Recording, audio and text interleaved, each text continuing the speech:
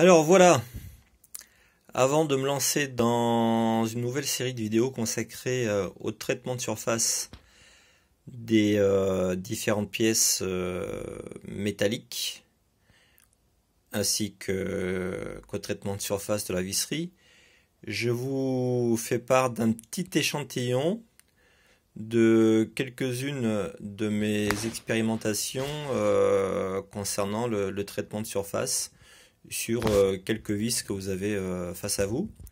Donc ici, on a une vis qui a été zinguée, donc en zingage blanc, tout ce qui est de plus classique, hein.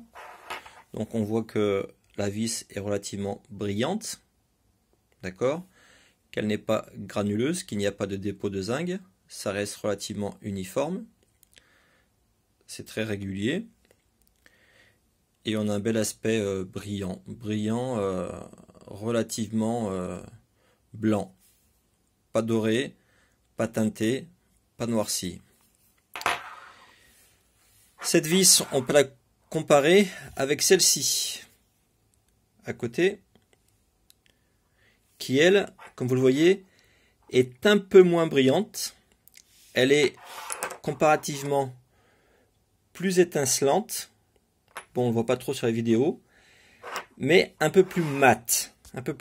Elle est plus fine au niveau de la réalisation, au niveau du rendu. Elle est moins grossière, on va dire, c'est-à-dire que le traitement de surface est mieux plaqué. Et pour cause, puisqu'en fait ici, on a un nickelage, d'accord? Donc la vis, c'est du 10.10, hein. Donc c'est la qualité du fer qu'on trouve sur la majorité des vis qui, elles, ont un petit peu de contraintes. Donc comme vous le constatez, là, une fois de plus, traitement de surface relativement régulier, un peu plus mat que le zingage. Bien entendu, après, on pourrait aussi faire du bichromatage, hein, que ce soit en noir, que ce soit en bleu, que ce soit en jaune. Mais là, j'ai laissé l'aspect d'origine après le traitement de surface initial, d'accord? Donc là, on le voit bien, on a la pièce de gauche qui est plus brillante, celle-ci, qui a un aspect légèrement bleuté, et on a celle-ci qui a un aspect beaucoup plus satiné, j'aurais envie de dire, mais qui est aussi plus lisse, hein. Je ne sais pas trop si on le voit sur la vidéo, mais on aperçoit quand même que le nickelage, il est plus, comment dire, ouais, il est plus lissé, c'est ça, voilà, je crois que c'est le mot qui va bien. Ensuite, on prend cette fameuse vis qui a été nickelée, on la compare à ce goujon, qui lui aussi a été nickelé, mais qui ensuite a été chromé. Et là, effectivement, il n'y a pas photo. On voit que le chrome, bien que je n'ai pas ensuite exagéré sur le polissage, j'ai simplement passé un petit coup de brosse en fer pour raviver la couleur du chrome.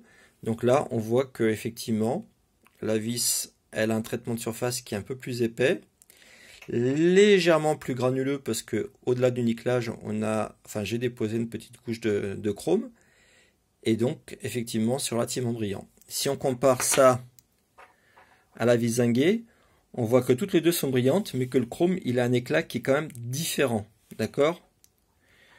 Puisque bien entendu le chrome il a bénéficié d'un nickelage auparavant, comme ici, et que ensuite, bien entendu, j'ai déposé la couche d'inox qui fait office de chrome. Voilà. Hop, je les remets à leur place. Donc, la vis ici qui a été zinguée, la vis ensuite que j'ai nickelée, la vis que j'ai chromée, et puis ici, ici c'est pas compliqué. Ce sont des colliers qui, à l'origine, sont des colliers en inox. D'accord? Donc là, je ne suis pas parti d'une base en fer, je suis parti d'une base en inox. Et j'ai appliqué un cuivrage. Voilà, j'ai appliqué un petit peu comme le nickelage. Une légère couche, non pas cette fois de nickel, mais de cuivre, de sulfate de cuivre. Bon, la seule différence, c'est qu'ici, au niveau de la vis, qui elle n'était pas en inox, mais qui était en fer, que j'ai bien entendu au préalable débarrassé de tout traitement de surface.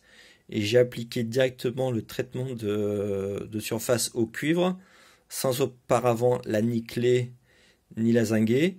Et on voit qu'effectivement, elle est un peu plus mate, puisque la vis, elle, effectivement, c'est un alliage de fer et d'inox, comparativement au collier qui, lui, est 100% en inox. D'accord? Et qui, du coup, est beaucoup plus brillant.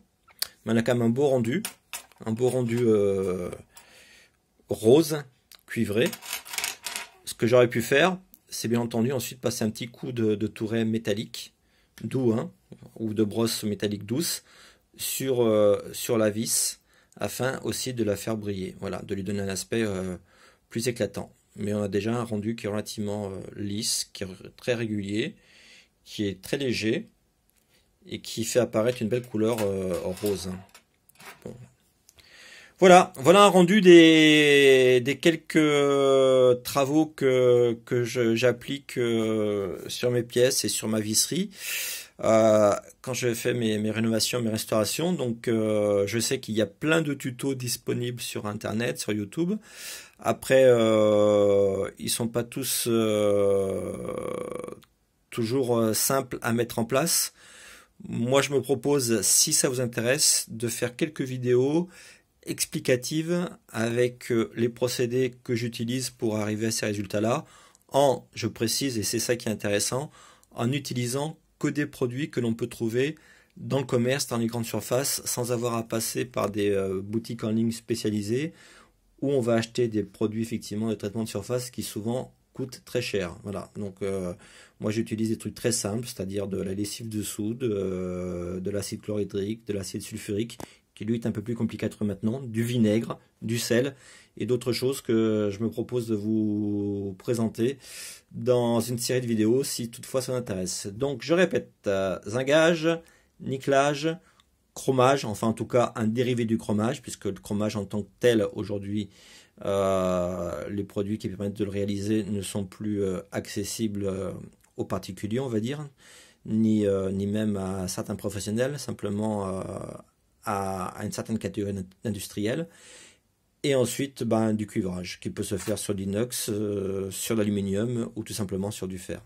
Voilà, merci d'avoir regardé jusqu'au bout. N'hésitez pas à cliquer sur le bouton j'aime et surtout à vous abonner à la chaîne après avoir mis effectivement un beau pouce bleu. Merci beaucoup et faites-moi part de vos avis pour savoir si effectivement on fait une série de vidéos consacrées à ce thème-là.